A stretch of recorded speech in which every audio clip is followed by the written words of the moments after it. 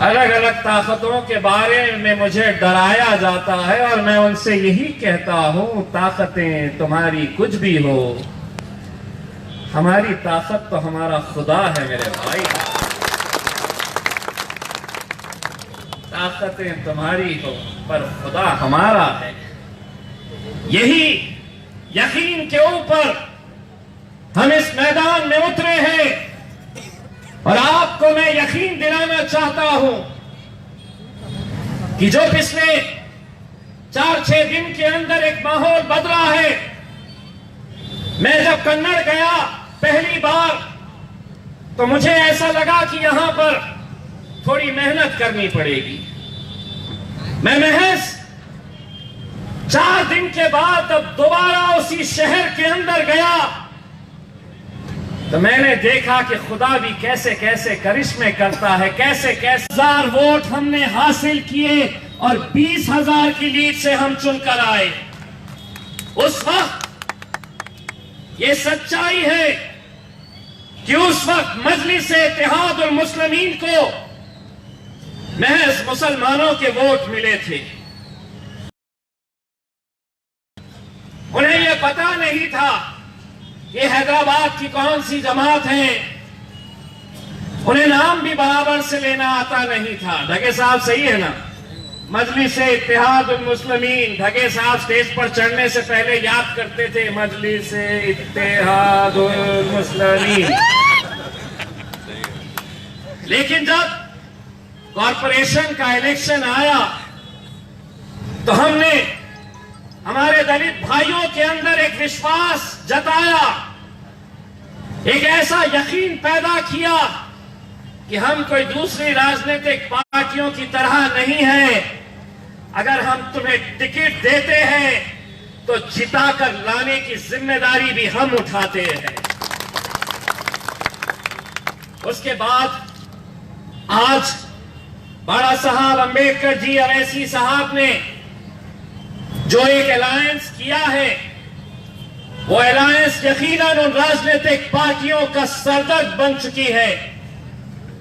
वो गठबंधन उन राजनीतिक पार्टियों के लिए एक ऐसा सरदर्द बन चुका है जो ये समझते थे कि मुसलमानों के वोट तो हमारी जागीर है, जो ये समझते थे कि दलितों का वोट खरीदना कोई मुश्किल बात नहीं है, यही करते आए थे। आज अलग अलग ऐसे समाज जिन्हें वंचित बहुजन आघाड़ी के नाम के ऊपर हमने टिकट दिया है, बाड़ा साहब ने टिकट दिया है। आज अगर आप ये समझ रहे हैं कि हम सिर्फ मुसलमान वोटों की बात कर रहे हैं तो हमें फख्र होता है जब इस शहर का मराठा समाज का एक संगठन हमारे पास आता है और ये कहता है कि इम्तियाज भाई, हमें ना कांग्रेस के साथ जाना है, ना भाजपा, ना सेना के साथ जाना है। इस बार हम तय करे हैं कि हम इम्तियाज जलील आपके साथ जाना चाहते हैं। आज धनगर समाज के करीब 1,60,000 वोट इस शहर के अंदर है। धनगर समाज के लोग पूरे हमारे साथ आए। कल ही उनका एक बड़ा डेलीगेशन मेरे घर पर आया और उन्होंने कहा कि हम अलग अलग पार्टियों से जुड़े थे, कोई भाजपा में था, कोई सेना में था, कोई राष्ट्रवादी में था, कोई कांग्रेस में था, लेकिन हमें इस बात का एहसास हुआ कि जो मुसलमानों और दलितों के साथ होता आ रहा है 70 सालों से कि बस तुम्हारा काम वोट दो, वोट दो, वोट दो, सत्ता में जाकर वो बैठेंगे। इसीलिए धनगर समाज के लोगों ने भी हमारे पास आए और लिखित के अंदर ये दिया और उन्होंने कहा कि इम्तियाज भाई, 1 रुपया भी हम आपसे नहीं लेंगे, हमारी गाड़ी लगाएंगे, हमारा स्टेज लगाएंगे, आपके लिए हम सिर्फ प्रचार करने का काम करेंगे, क्योंकि हम चाहते हैं कि इस शहर के अंदर परिवर्तन हो और आप हमारे खासदार बने।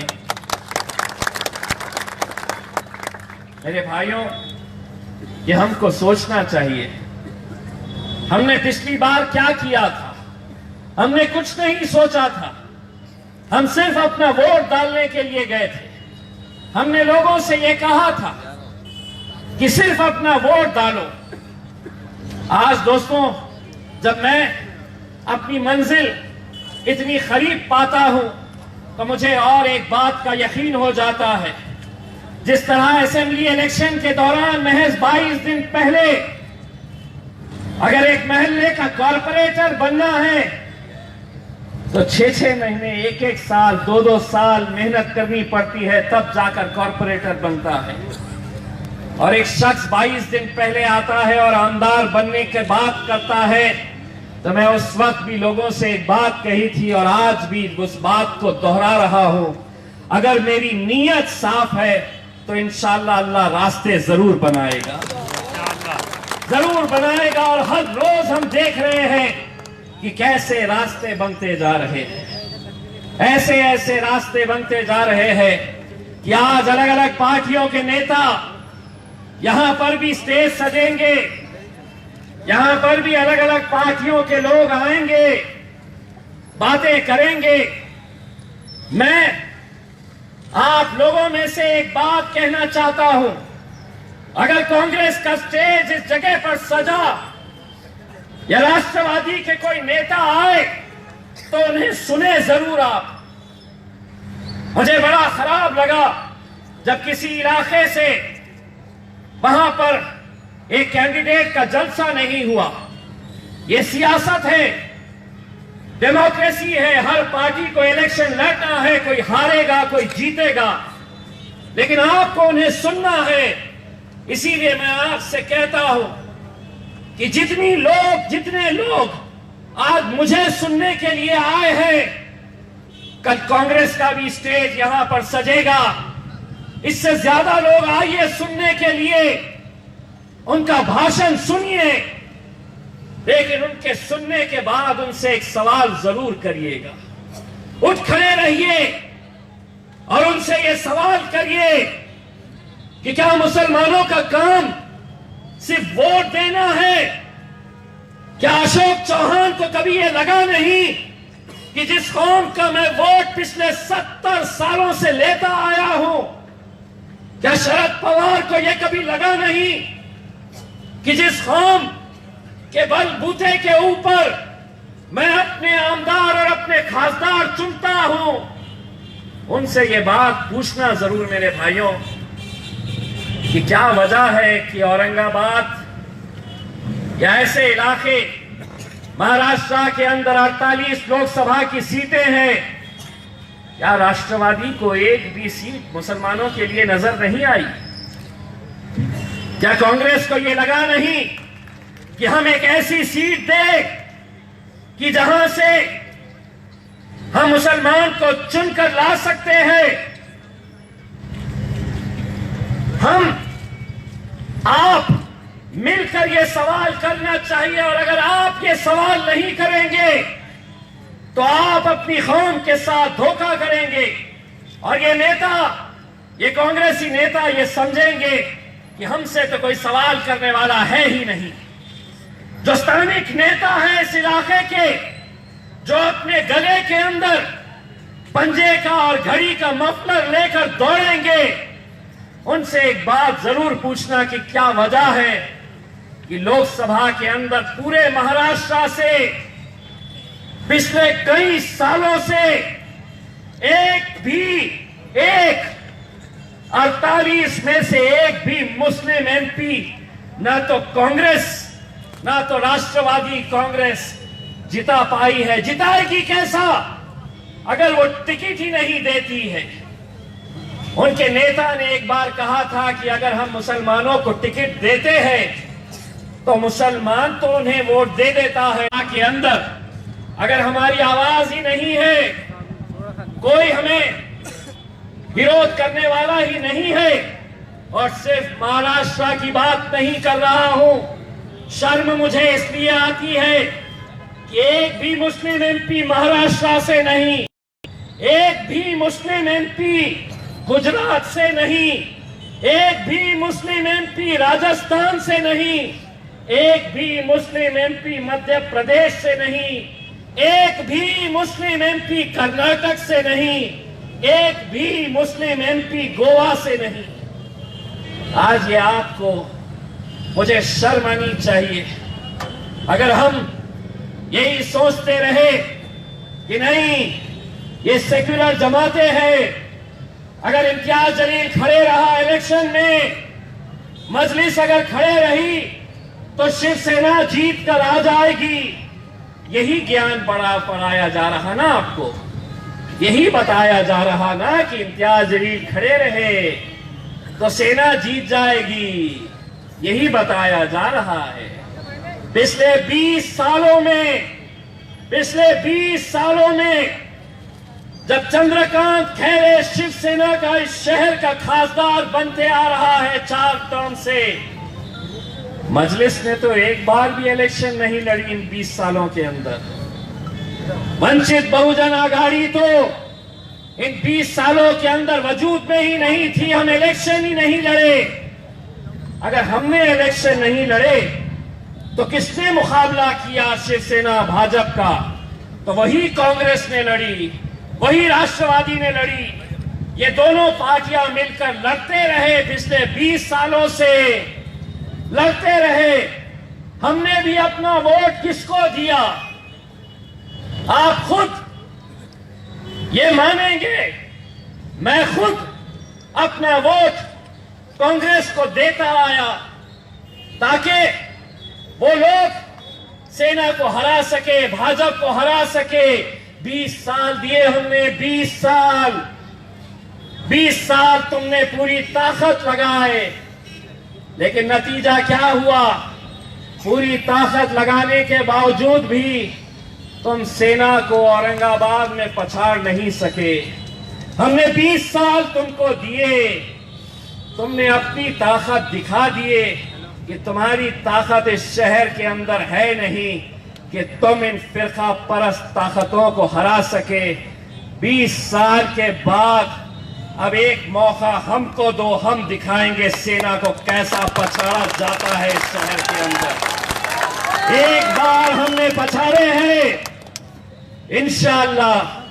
इंशाअल्लाह दूसरी बार भी पछाड़ेंगे।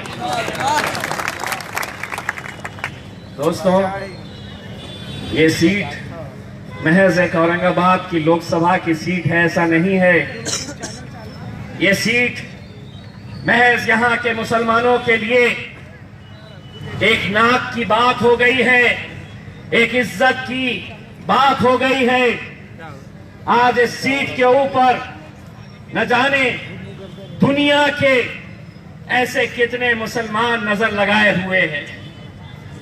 आपको हैरानी होगी कि कुछ दिन पहले मीरठ का एक रहने वाला, उत्तर प्रदेश मीरठ का एक रहने वाला शख्स मुझे मक्के शरीफ से फोन करता है और कहता है कि इम्तियाज भाई, मैंने गूगल से आपका नंबर निकाला, टेलीफोन नंबर।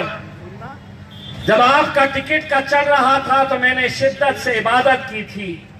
आज मैं उम्रा करने के लिए आया हूं, मैं काबे शरीफ के सामने खड़ा हूं इम्तियाज भाई, और आपकी जीत के लिए मैं दुआ कर रहा हूं।